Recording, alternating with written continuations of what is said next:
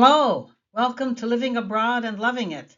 I'm Linda Wilson, your hostess for this video, and today we're heading off again to Mexico to a place called San Juan Cosala, Jalisco, Mexico. I wanted to share these things with you because it's so much more fun when it's to a place that I live or have lived because I share it with you, everything from a personal standpoint. And that way you can make a decision as to whether it's worth it or not for you to go and visit such a place or maybe to be a part of that community. Let's go. Memories of Mexico. And this picture is a beautiful Lake Chapala. It's a lake about 17 miles long, I think. I honestly can't remember exactly, but it's about that, and it's a lovely, lovely lake set in the middle of all of these little towns surrounding it. I'm sure it's probably a caldera. That's just my opinion. But anyway, it's a lovely place. And that's the name of the town is Chapala, and the name of the lake is Lake Chapala. And then there are four towns along there. There's Chapala, of course. Then there's Ajijic. Then there's San Juan Cosala, and then Jocotepec. Now, in reality, there are a whole bunch more. But they're all small little communities with all different kinds of housing and expats living there and in with Mexicans living there. It's quite a delightful location.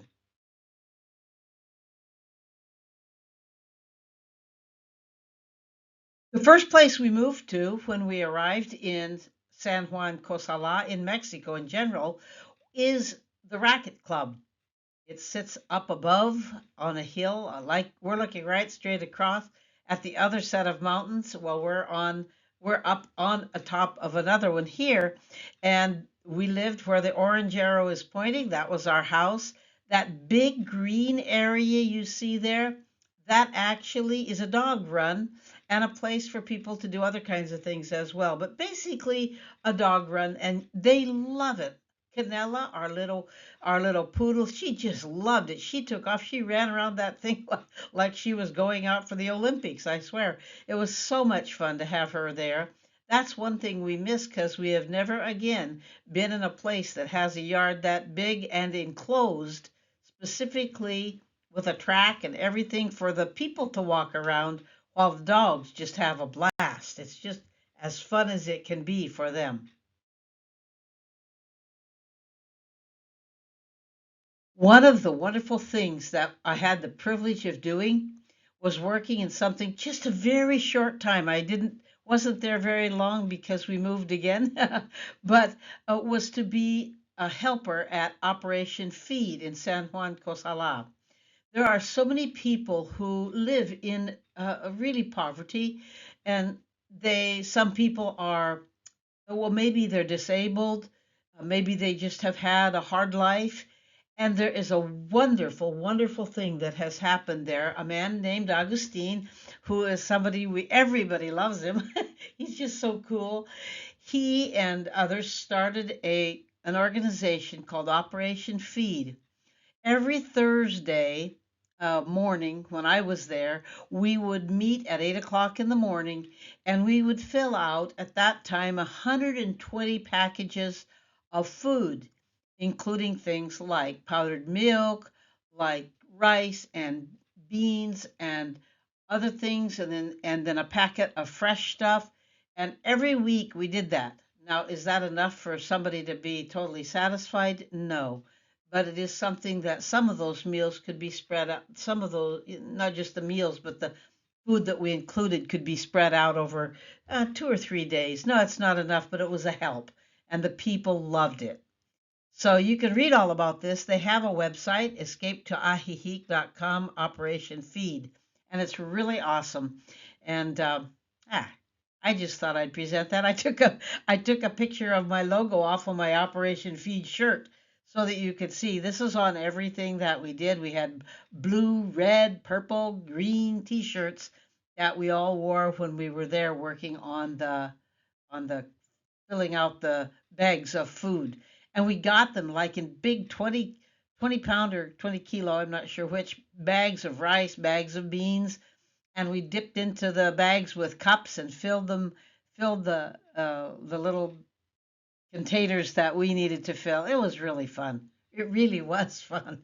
And of course, it's all expats. That's who was there doing that part. The part of distributing it to the people was done by the Mexicans. There was a whole crew of Mexican women that came and worked. It was really fun. The whole thing was fun, actually. And you felt like you'd actually helped in some way. This is where we used to do that. Now, I didn't couldn't find on my in my photos where the pictures were that I took of when we were actually doing it, but right back there at the back, where this arrow is right back here, is where we were filling out the food bags. Okay, and this is just a beautiful picture of this restaurant. They have really good meals, and they have a big, beautiful Sunday buffet. So, and that's all. This is Augustine's restaurant, Viva Mexico. It's actually called Viva Mexico. It is his restaurant, and it's excellent food. Very, very good and reasonably priced. And the Sunday buffet has everything that an expat could imagine: sausages, bacon, eggs, all pancakes, maple syrup, everything you would need to make you feel like you had a little bit of home. So for Americans and Canadians and anybody who was an expat that wanted to come there came there and had a good time. I wanted to share with you something else that we did. I did this for a very little time too because it was too far for me. I was teaching full time out of our house, and so I only taught a little bit. But this group of kids, Jerry Lynn, who teaches there regularly and is part of the group that started this place with Carol Curtis, these high school students are really happy because they passed their English exam and they got their certificate. Here in Mexico, it is not a given that you're going to have English in your school because the schools are not don't have, how do I say this?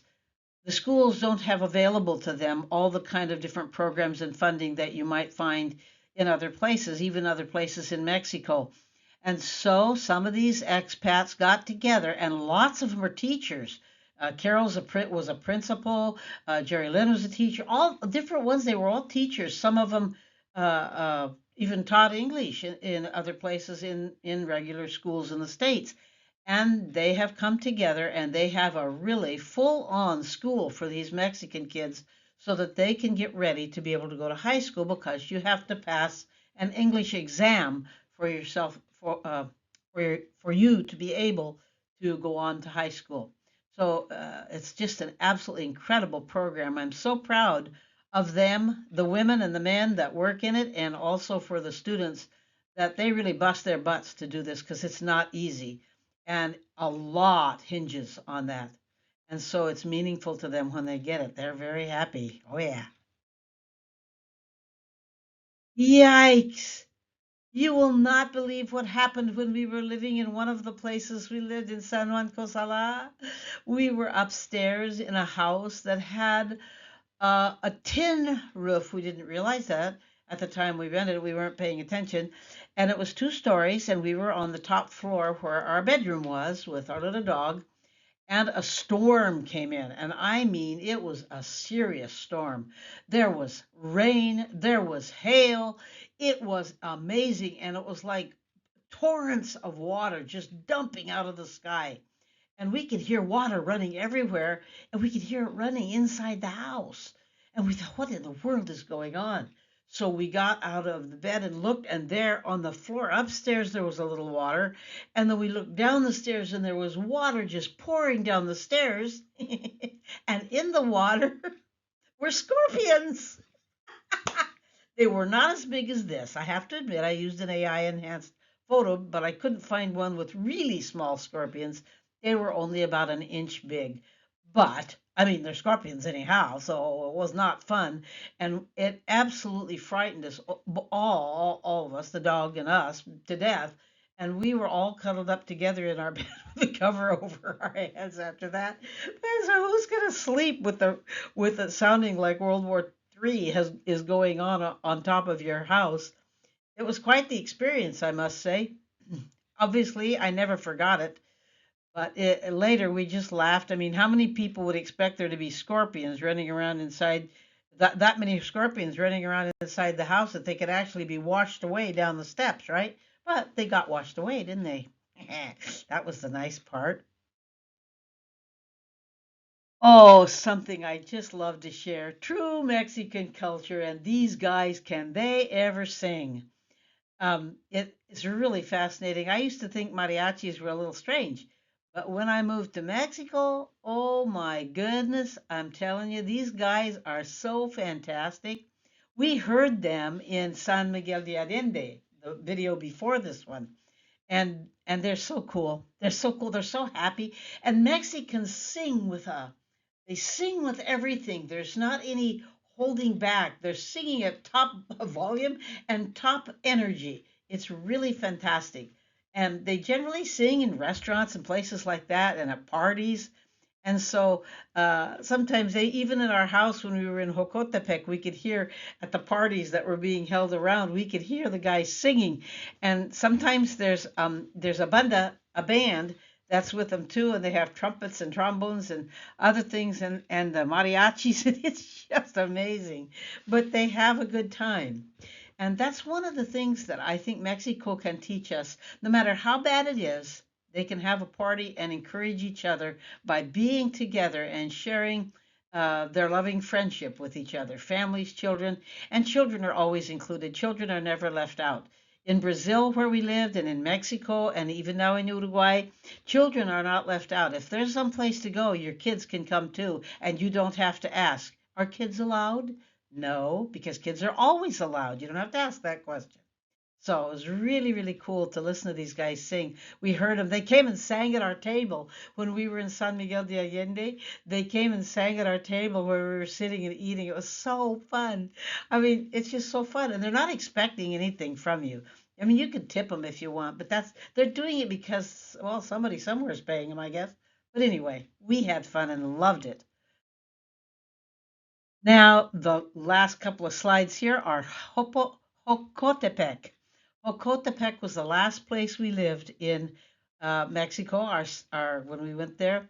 Not this is the last time we were in Mexico was living in this town, and it was so much fun because it had all of this area you see with the white part over the top of it. All of this here, if you see my little arrow moving, that was all farmers market, and almost every plaza in every park in Mexico has what this great big gazebo type thing. It's so cool, and things happen there. There's music, there are speakers. When there's celebrations, that plaza is totally full of people. They put up huge speakers over here on this side by this building, which is the government building, and we could hear it at our house when we when we were there. We didn't have to go because we could hear the music at our house, and we were, I think, a kilometer, a half a mile away, and we could just hear it fine. I can't imagine how it must have felt the people who were there. This is our house where we used to live. Not the big one. We lived right at it, right inside to the left, but I couldn't get the picture. Couldn't get a picture of that. So this is the community we lived in. A very nice place to be. A dirt road. I'm standing here. This picture is taken looking at the gate and the dirt road. It was a wonderful place to be. Just perfect for us. Downstairs and upstairs. The rooms were not as big as we needed. We found out because my partner is as an artist, and so we we really needed a little bit bigger place for the studio to be. But lucky for us, it had a swimming pool, and these are such good memories. And if you decide to go to Mexico, you will find that you will miss it if you don't live there anymore or you stay for an extended visit. Mexico grabs your heart. Mexico is a place that grabs your emotions, and you feel the even with all poverty, with lots of crime in different places that we all hear about. One thing Mexicans have is they love each other. They have fun together, and there's just some kind of an energy there that I have never felt anywhere else. It's an interesting type of energy that Mexico has, but it makes you always miss them. So we're just glad that we were able to go and live there. And if things change, both in our lives and in Mexico, we think someday we might go back there because we really really loved it and made friends there with all the people inside this fenced area here. All of them were our friends, and it was a delightful time in our lives. I hope you make some of your own memories and that you're inspired to go where you've never gone before because things await you there that you won't believe. Thanks for being here. Appreciate it. If you enjoy this channel or enjoy this type of presentation, be sure to subscribe. See you soon.